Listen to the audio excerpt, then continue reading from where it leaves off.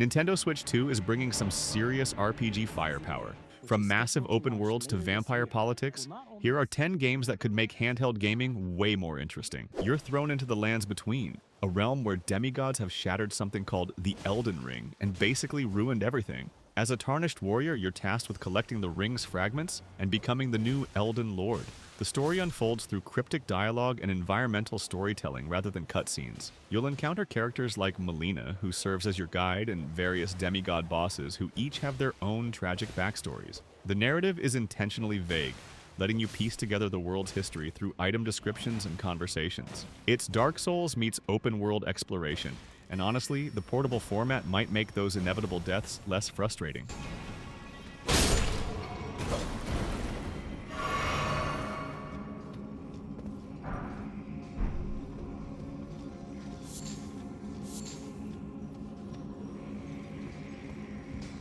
Cloudstrife, a former soldier turned mercenary, joins an eco-terrorist group called Avalanche to take down the Shinra Corporation, which is literally draining the planet's life force. The story follows Cloud and his allies, including childhood friend Tifa and flower seller Aerith, as they discover Cloud's memories aren't exactly reliable. What starts as a simple mission evolves into a fight against Sephiroth, Cloud's former mentor who wants to become a god. The remake expands on the original's Midgar section significantly, adding new characters and plot threads. The combat blends real-time action with strategic menu-based commands. Having this massive experience portable could be a game-changer for JRPG fans who want their epic adventures on the go.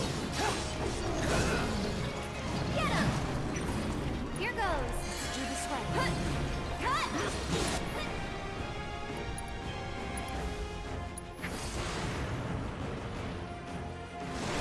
The story picks up after the events of previous games, throwing you into a new planet filled with dangerous creatures and even more dangerous vault hunters. You're searching for another mysterious alien vault while dealing with corporate wars and psychotic bandits. The narrative typically involves collecting keys, fighting bosses, and uncovering the secrets of an ancient alien race called the Iridians. Expect the same irreverent humor, pop culture references, and over-the-top characters that define the series. The cooperative gameplay lets up to 4 players team up for the mayhem. While the writing can be hit or miss with its constant attempts at humor, the core loop of shooting and looting remains addictive. The Switch 2's improved hardware should finally handle the chaos without major compromises. We need to get inside. That air vent. Let's check it out.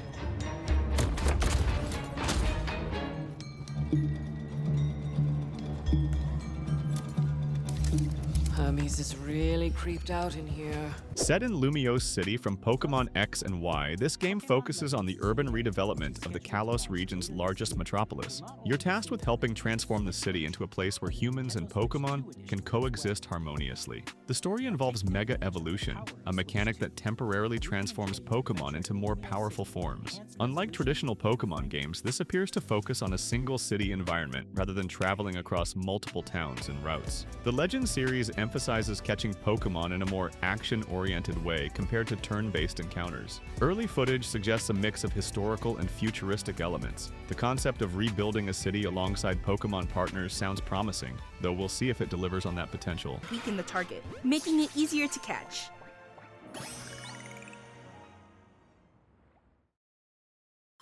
This game offers a style of Pokémon battling not seen in previous titles.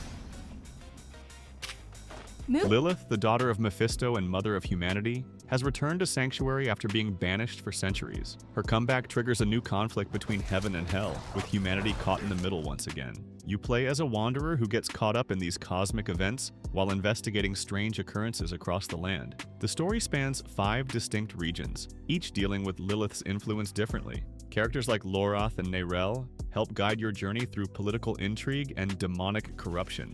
The narrative takes a darker tone compared to Diablo 3, focusing more on human suffering and moral ambiguity. Having the full Diablo 4 experience portable would be incredible, assuming the Switch 2 can handle the online requirements and visual fidelity without major downgrades. You were good soldiers. Worked hard. Fought hard. Drank hard too. Hey, quick pause here. If you're enjoying this look at some of Switch's finest games, hit that subscribe button for more content like this. Let me know in the comments which of these games you've played or are excited to try. Now, let's continue with our lineup. You control Macduff, a mercenary leader trying to rebuild his fallen mercenary group called the Grey Owls in the continent of Pywell. The story follows your efforts to reclaim lost territory while navigating political conflicts between various kingdoms and dealing with a mysterious plague spreading across the land. The narrative emphasizes player choice, with decisions affecting both story outcomes and relationships with different factions. Combat combines large-scale battles with personal duels, mixing strategic warfare with individual skill. The world appears to blend medieval fantasy with some supernatural elements. Pearl Abyss aims to create a single-player experience after focusing on MMOs, which could be refreshing. The question remains whether they can deliver a compelling narrative without relying on online player interactions to drive engagement.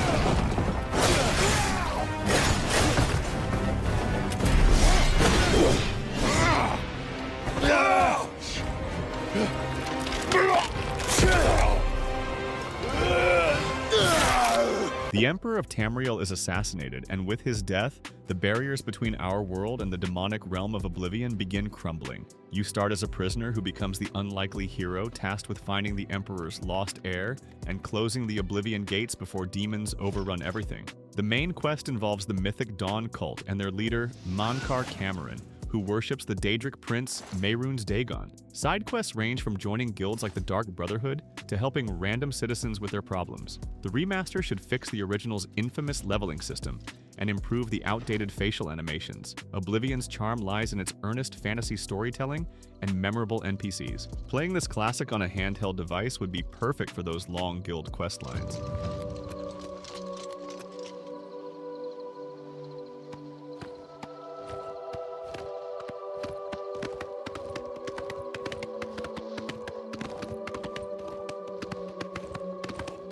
This indie title puts you in the role of a cartographer exploring a world where landscapes exist within other landscapes, creating impossible geographic puzzles. The story unfolds as you map these nested environments, discovering ancient civilizations that learn to manipulate spatial dimensions. Each area contains smaller worlds that somehow fit inside larger ones, defying conventional physics. Your character gradually uncovers the mystery of who created these nested realities and why they've been abandoned. The narrative focuses on exploration and discovery, rather than combat or traditional RPG mechanics. Environmental storytelling takes precedence over dialogue or cutscenes. The concept sounds ambitious for an indie project, and the success will likely depend on whether the developers can make the spatial puzzles engaging rather than confusing for extended play sessions.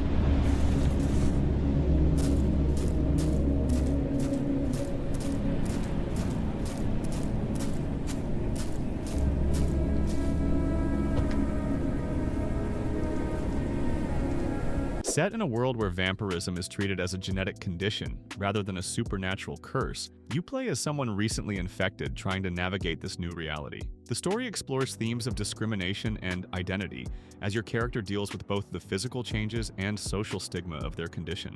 Different vampire bloodlines offer various abilities and come with their own cultural backgrounds and conflicts. The narrative apparently focuses on political intrigue between human and vampire factions rather than typical monster hunting scenarios. Your choices determine whether you embrace or resist your vampiric nature, affecting both story progression and available abilities. The modern take on vampire mythology could be refreshing if executed well. However, vampire fiction is oversaturated, so this needs strong writing and unique mechanics to stand out from countless other undead-themed games.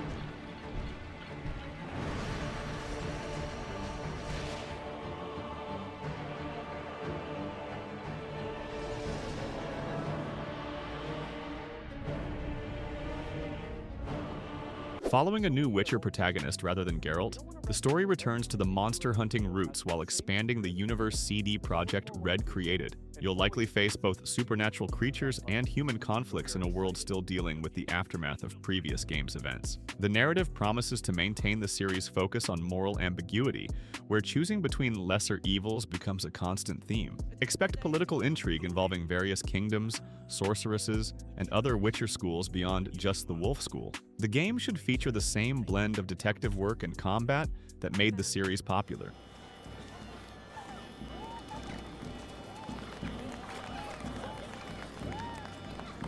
But the great performance deserves a huge crowd though. Let's crank it up. Hey, let me know what you think about these games. Maybe you've played some and have a different take. Maybe something here caught your eye. Drop a comment. Let's chat about it. See you in the next one.